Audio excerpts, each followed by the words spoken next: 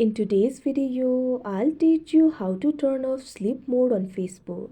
First of all, launch open Facebook application. You can see over here Facebook has been opened. So if you've enabled the sleep mode and if you want to turn it off, it is actually very simple. For that, what you have to do is tap on the menu icon that you can see at the top right corner of your screen below the message icon.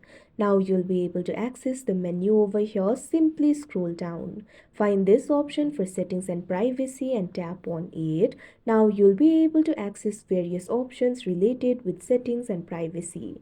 At third, you'll be able to find this option for time management. Tap on it. Now you'll be able to find various options over here. At bottom, you'll be able to find this section for manage your time. Right over here, you'll be able to find the option for sleep mode. Right now, it is turned on. So if you want to turn it off, tap on this option sleep mode.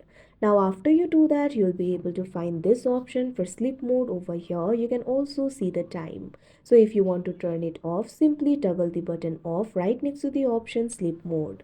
Now you can see over here the sleep mode will be turned off. So that is how you turn off sleep mode on Facebook. I hope you found this video helpful. Thank you for watching.